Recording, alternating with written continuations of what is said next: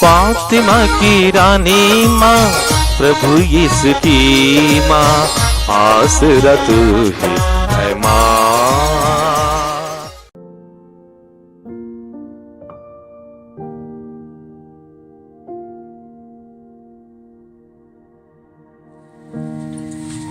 पहला पाठ रोमियों के नाम संत पौलुस का पत्र, अध्याय 2, पद संख्याएं 1 से 11 तक। दूसरों पर दोष लगाने वाले तुम चाहे जो भी हो अक्षम्य ही हो। तुम दूसरों पर दोष लगाने के कारण अपने को दोषी ठहराते हो, क्योंकि तुम जो दूसरों पर दोष लगाते हो वे ही कुकर्म किया करते हो। हम जानते हैं कि ईश्वर ऐसे कुकर्म करने वालों को न्याय अनुसार दंडाज्ञा देता है। तुम ऐसे कुकर्म करने वालों पर दोष लगाते हो और स्वयं वे ही कुकर्म करते हो। तो क्या तुम समझते हो कि ईश्वर की दंडाज्ञा से बच जाओगे?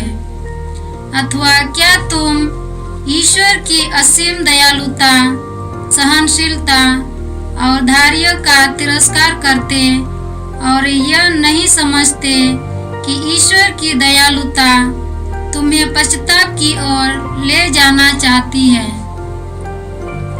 तुम अपने हठ और अपने हृदय के अपश्चाताप के कारण कोप के दिवस के लिए अपने विरुद्ध कोप का संचय कर रहे हो। जब ईश्वर का न्याय संगत निर्णय प्रकट हो जाएगा और वह प्रत्येक मनुष्य को उसके कर्मों का फल देगा। जो लोग धैर्य पूर्वक भलाई करते हुए महिमा, सम्मान और अमरत्व की खोज में लगे रहते हैं, ईश्वर उन्हें अनंत जीवन प्रदान करेगा। और जो लोग स्वार्थी हैं और सत्य से विद्रोह करते हुए अधर्म पर चलते हैं, वे ईश्वर के क्रोध और प्रकोप के पात्र होंगे। बुराई करने वाले प्रत्येक मनुष्य को, पहले यहूदी और फिर यूनानी को, कष्ट और संकट सहना पड़ेगा। और भलाई करने वाले प्रत्येक मनुष्य को, पहले यहूदी और फिर यूनानी को, महिमा, सम्मान और शांति मिलेगी, क्योंकि ईश्वर किसी के साथ पक्षपात नहीं करता। यह प्रभु की वाणी है। ईश्वर को धन्यवाद। भजन अनुवाक्य। हे प्रभु, तू प्रत्येक को उसके कर्मों का फल देता है। हे प्रभु, तू प्रत्येक को उसके कर्मों का फल देता है। मुझे ईश्वर पर ही भरोसा है, उसी से सुरक्षा मिलती है। वही मेरी चट्टान है, मेरी रक्षा, मेरा गढ़, मैं विचलित नहीं होऊंगा। अनुवाक्य। हे प्रभु, तू प्रत्येक को उसके कर्मों का फल देता है। हे प्रभु, तू प्रत्येक को उसके कर्मों का फल देता है। मेरी आत्मा ईश्वर पर ही भरोसा रखे, क्योंकि उसी से सुरक्षा मिलती है। वही मेरी चट्टान है, मेरी सुरक्षा, मेरा गढ़, मैं विचलित नहीं होऊंगा। अनुवाक्य। हे प्रभु, तू प्रत्येक को उसके कर्मों का फल देता है।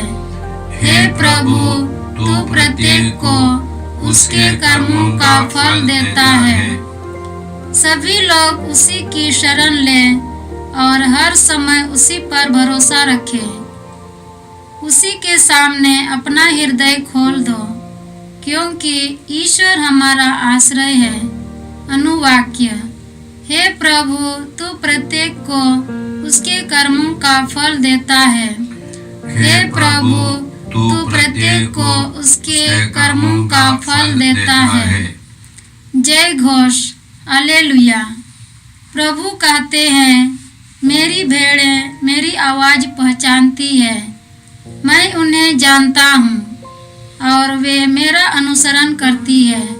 हालेलुया। प्रभु आप लोगों के साथ हो और आपकी आत्मा के साथ। संत लूकस के अनुसार पवित्र सुसमाचार। हे प्रभु तेरी महिमा हो। अध्याय 11 पद संख्याएं 42 से 46 तक। प्रभु ने कहा, ऐ फरीसियों, धिक्कार तुम लोगों को, क्योंकि तुम पुदीने, रासने और हर प्रकार के साग का दशमांश तो देते हो, लेकिन न्याय और ईश्वर के प्रति प्रेम की उपेक्षा करते हो। इन्हें करते रहना और उनकी भी उपेक्षा नहीं करना तुम्हारे लिए उचित था। ऐ फरीसियों, धिक्कार तुम लोगों को, क्योंकि तुम सभागृहों में प्रथम आसन और बाजारों में प्रणाम चाहते हो। धिक्कार तुम लोगों को, क्योंकि तुम उन कब्रों के समान हो जो दिख नहीं पड़ती और जिन पर लोग अनजाने ही चलते फिरते हैं। इस पर एक शास्त्री ने यीशु से कहा, गुरुवर, ऐसी बातें कहकर आप हमारा भी अपमान करते हैं। यीशु ने उत्तर दिया, ऐ शास्त्रियों, धिक्कार तुम लोगों को भी, क्योंकि तुम मनुष्यों पर बहुत से भारी बोझ लाते हो और स्वयं उन्हें उठाने के लिए अपनी एक उंगली भी नहीं लगाते। प्रभु का सुसमाचार। हे क्रिस्त तेरी स्तुति हो।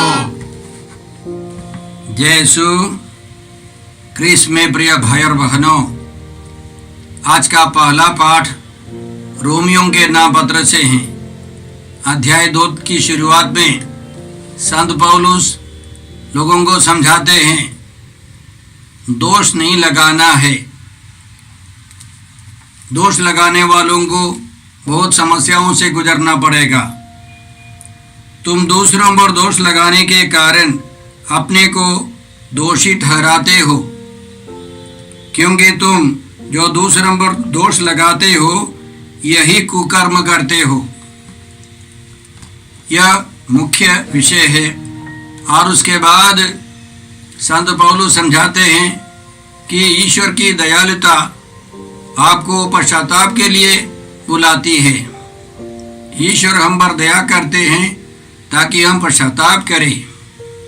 आगे उनका कहना है, जो लोग धैर्यपूर्वक भलाई करते हुए महिमा, सम्मान और अमृत की खोज में लगे रहते हैं, ईश्वर उन्हें अनंत जीवन प्रदान करेगा। जो धैर्यपूर्वक भलाई करते हुए महिमा, सम्मान और अमृत की खोज जो करता है, उसको ईश्वर की ओर से कृपा मिलेगी, सम्मान मिलेगी और अनंत जीवन मिलेगा। यही बात प्रभु यीशु ने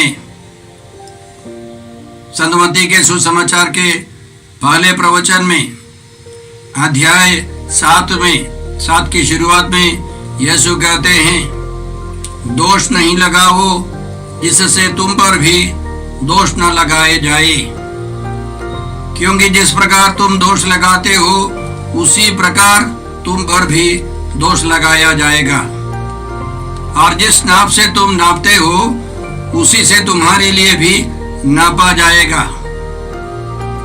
जब तुम्हें अपनी ही आंख की धरन का पता नहीं तो तुम अपने भाई की आंख का तिनका क्यों देखते हो?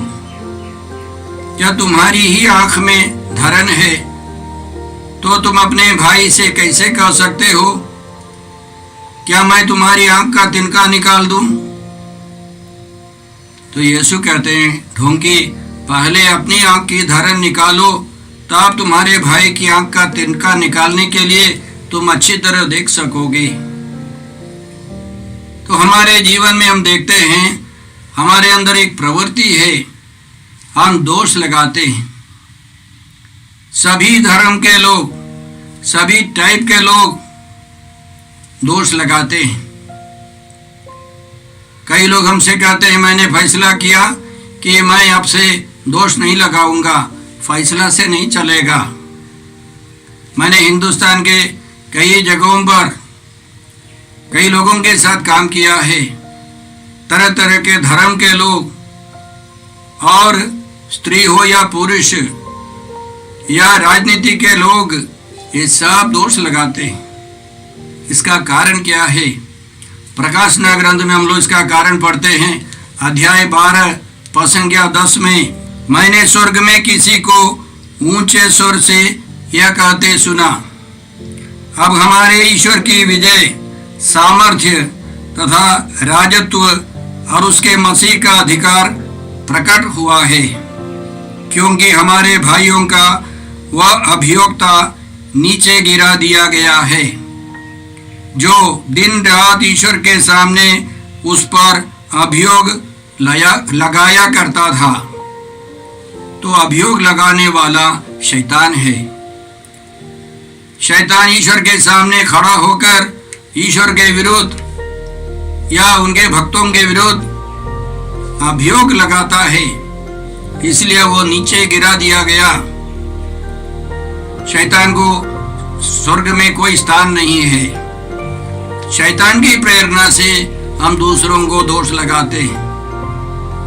और हम लोग जांच कर देखें, यदि ईश्वर की कृपा नहीं है, ईश्वर के प्रति हमारा रिश्ता नहीं है, उतनी मात्रा में हम लोग दूसरों पर दोष लगाते रहेंगे। इसके विपरीत में हम लोग पढ़ते हैं रोमियों का नाम पत्र अध्याय 8 पद संख्या 34 में, यीशु तो मर गए बल्कि जी उठे और पिता के दाहिने विराजमान होकर हमारे लिए प्रार्थना करते रहते हैं। तो एक प्रचारक, एक बाइबल पंडित का कहना है, हमारे जीवन में दो तरह की प्रेरिताइयां हैं। एक प्रेरिताई शैतान की, जो दोष लगाने वाली प्रेरिताई, बहुत सारे लोग उनके पीछे चले जाते हैं। शैतान और उनकी सेना के पीछे झूठ बोलते हैं, दोष लगाते हैं, गलत दोष लगाते हैं। और दूसरे मिनिस्ट्री है, दूसरी प्रेरिताई है यीशु की प्रेरिताई, मध्यस्थ प्रार्थना, पिता ईश्वर से, प्रभु यीशु और पवित्र आत्मा से रिश्ता रखकर दुनिया के लिए, पापियों के लिए, अन्य सभी जरूरतों की पूर्ति के लिए मध्यस्थ प्रार्थना। जितने हम लोग मध्यस्थ प्रार्थना में समय बिताएंगे, उतना हम लोग दूसरों को दोष नहीं लगाएंगे। तो यह एक समस्या है सभी धर्म के लोगों के बीच में, सभी परिवारों या समाज में हम दोष लगाते हैं।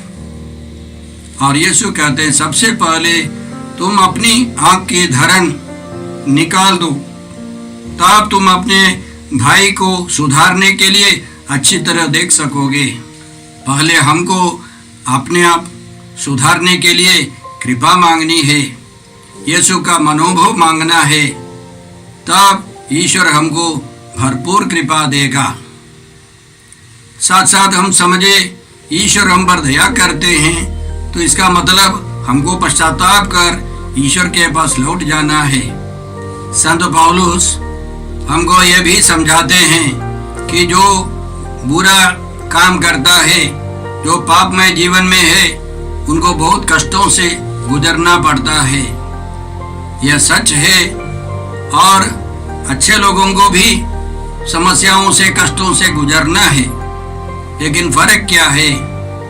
संत मत्ती के सुसमाचार के अध्याय 7 के अंतिम में, यीशु के प्रवचन की समाप्ति में यीशु समझाते हैं, जो मेरी ये बातें सुनता है और उन पर चलता है, वह उस समझदार मनुष्य के सदृश है जिसने चट्टान पर अपना घर बनवाया था। पानी बरसा, नदियों में बाढ़ आई, आंधियां चली और उस घर से टकराई, तब भी वह घर नहीं ढहा, क्योंकि उसकी नींव चट्टान पर डाली गई थी। उसके विपक्ष में यीशु कहते हैं, जो मेरी ये बातें सुनता और उन पर नहीं चलता है वह उस मूर्ख के सदृश है जिसने अपना घर बालू पर बनवाया। पानी बरसा, नदियों में बाढ़ आई, आंधियां चली और उस घर से टकराई। वह घर ढक गया और उसका सर्वनाश हो गया। तो हम देखते हैं यीशु की इच्छा पर चलते हैं, यीशु के वचन के अनुसार जीवन बिताते हैं। उनके जीवन में भी पानी बरसेगा, बाढ़ आएगी, आंधियां चलेगी, लेकिन वे लोग खड़े रहेंगे। विजय सुनिश्चित है उनके लिए। लेकिन जो यीशु की बात नहीं मानते, अपने आइडिया पर, अपने विचार पर चलते हैं, उनके जीवन में भी पानी बरसेगा, उनके जीवन में भी बाढ़ आएगी, आंधियां चलेगी और उन पर टकराएंगी। वे विचलित हो जाएंगे, वे विनष्ट हो जाएंगे। इसलिए हमको समझना है अच्छे लोगों के जीवन में भी, बुरे लोगों के जीवन में भी कष्ट है, संकट है। अच्छे लोग अंतिम में विजयी रहेंगे। यह हमको प्रोत्साहन देता है। इसलिए यीशु हमको समझाते हैं कि हम यीशु की इच्छा पर पवित्र जीवन बिताए। हम लोग कृपा मांगते हैं। आज के सुसमाचार में प्रभु यीशु फरीसी और शास्त्रियों को धिक्कारते हैं। यीशु के आने के करीब 200 साल पहले से फरीसी संप्रदाय शुरू हो गया था। बाबुल निर्वासन के बाद कुछ पढ़े लिखे लोगों ने सोचा है, समझा है कि उनको मुक्ति पाने के लिए मूसा के नियम और नबियों की शिक्षा का पालन करना है। वे बहुत समय बिताते थे बाइबल पढ़ने के लिए, प्रार्थना के लिए, तपस्या के लिए। धीरे धीरे उनके नियम कानून बहुत बढ़ गए, 600 से ज़्यादा हो गए। साथ साथ वे बहुत धनी बन गए, बेईमान बन गए और जनसाधारण पर वे लोग बहुत भारी बोझ लाते थे। उन पर वे अत्याचार करते थे। ऐसे लोगों को यीशु समझाते हैं कि तुम लोग साग सब्जी का दशमांश तो देते हैं, लेकिन न्याय और ईश्वर के प्रति प्रेम की उपेक्षा करते हो। यह यीशु के लिए मान्य नहीं है। न्याय का मतलब मनुष्यों के ऊपर मिनिमम प्यार, सबसे कम प्यार वह न्याय है। लोगों के प्रति न्याय नहीं है, ईश्वर के प्रति प्रेम नहीं है, तो हम लोग कुछ नहीं रह जाते। इसलिए यीशु ने उनको धिक्कारा और यह सुन करके शास्त्री लोग भी बिगड़ गए। तो यीशु ने उनको भी समझाया कि तुम लोग बहुत नियम कानून सब बनाकर जनसाधारण पर बहुत भारी बोझ लाते हो, लेकिन तुम लोग उसी के अनुसार जीवन नहीं बिताते हो। यीशु ने संत मत्ती के सुसमाचार में पहली जो शिक्षा है पर्वत प्रवचन में बताया था, सावधान रहो, लोगों का ध्यान आकर्षित करने के लिए अपने धर्म कार्यों का प्रदर्शन ना करो, नहीं तो तुम अपने स्वर्गीय पिता के पुरस्कार से वंचित रह जाओगे। जब तुम दान देते हो, इसका ढिंढोरा नहीं पिटवाओ। ढोंगी सभागृहों में और गलियों में ऐसा ही किया करते हैं ताकि लोग उनकी प्रशंसा करें। यीशु कहते हैं, मैं तुम लोगों से यह कहता हूं, वे अपना पुरस्कार पा चुके हैं। आगे यीशु कहते हैं, ढोंगियों की तरह प्रार्थना नहीं करो। आगे यीशु कहते हैं, ढोंगियों की तरह मुंह उदास बनाकर उपवास नहीं करो। वे सभागृहों में और चौकों पर खड़ा होकर ऐसा ही करने का पसंद करते हैं, जिससे लोग समझ लें कि वे उपवास कर रहे हैं। तो यीशु इसी तरह के जो प्रदर्शन है, जो ढोंगी है, उन सबों को यीशु पसंद नहीं करते। जन साधारण हो, कितने भी कठोर पापी क्यों न हो, वो यीशु के पास आए, यीशु उनको जरूर क्षमा देते हैं, या उनकी क्षमा साधारण लोग स्वीकार कर सकते हैं। जो ढोंगी है, जो अहंकारी है, जो बाहर दिखावे में करता है, उन सबों को यीशु की कृपा नहीं मिल सकती है। मैंने सुना है तमिल भाषा में एक कहावत है, जो सोता है उसको आसानी से जगा सकते हैं, लेकिन जो सोने का नाटक करता है, ढोंग रचता है, उसको जगाना बहुत कठिन है। जानबूझ करके भीतर एक बात और बाहर दूसरी बात, ऐसे लोगों को ईश्वर की कृपा नहीं मिलती। केवल इसी तरह के ढोंगियों को यीशु धिक्कारते हैं, बाकी लोगों को यीशु की कृपा आसानी से मिलती है। तो आज के दूसरे पाठ और जो पहले पाठ, इन दोनों को हम मिल करके पढ़े समझे तो ईश्वर क्या कहता है, यीशु हमसे क्या कहते हैं। हम लोगों को बाहर भीतर ईमानदारी से जीवन बिताना है, पवित्रता का जीवन बिताना है। यीशु ने कहा, तुम्हारी बात इतनी ही हो, हाँ की हाँ, नहीं की नहीं। जो इससे अधिक है वह सब बुराई से उत्पन्न होता है। हमको ईमानदारी का जीवन बिताना है। हम जानते हैं कि हमारे दैनिक जीवन में बहुत सारे लोग एक से ज़्यादा स्वभाव के हैं, भीतर कुछ छिपा कर हम लोग रखते हैं। जैसे एक सिक्का का 3 साइड होता है, शायद एक से ज़्यादा 2 या 3 तरीके से हम लोग व्यवहार करते हैं। और यीशु चाहते हैं कि हम लोग बाहर भीतर एक ही समान हो, पवित्र जीवन बिताए। छोटी छोटी बातों में ईमानदार रहने वाले फरीसी लोग बड़ी बड़ी बातों को, न्याय को और ईश्वर के प्रति प्रेम को सब छोड़ देते हैं। ऐसा जीवन ईश्वर नहीं चाहता है। हम लोग कृपा मांगते हैं ताकि हम लोग बाहर भीतर ईमानदार रहें। हे पिता ईश्वर, हे प्रभु यीशु, हे पवित्र आत्मा ईश्वर, आज के सारे पवित्र वचनों के लिए हम धन्यवाद देकर प्रार्थना करते हैं कि हम लोग अपने जीवन में न्याय और ईश्वर के प्रति प्रेम पर जोर लगा सकें, बाहर भीतर हम लोग पवित्र जीवन बिता सके। हम यह प्रार्थना करते हैं प्रभु क्रिस्त के द्वारा। हमारे प्रभु यीशु क्रिस्त की कृपा, ईश्वर का प्रेम और पवित्र आत्मा का साहचर्य आप सबों को प्राप्त हो। आमीन। जय यीशु क्रिस्त में प्रिय भाई और बहनों, प्रभु यीशु ने हमें आदेश दिया है संसार के कोने कोने में जाकर सारी सृष्टि को सुसमाचार सुनाओ। सुसमाचार सुनने के लिए और सुनाने के लिए एक अच्छा मौका है। आप कृपया इस चैनल का सब्सक्राइब करें, लाइक करें, शेयर करें, बेल आइकन दबाएं ताकि यहाँ की नई वीडियोस की सूचना आपको मिलती रहेगी।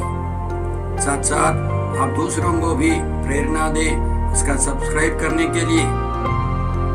याद रखें, कल के मिसा के दैनिक पाठ और उस पर टिप्पणियाँ आज ही दोपहर के बाद हम लोग अपलोड करते हैं। कृपया आज ही उसको सुनकर कल की तैयारी करें। प्रभु यीशु आपको और आपके परिवार को 100 गुनी आशीष देंगे। जय यीशु।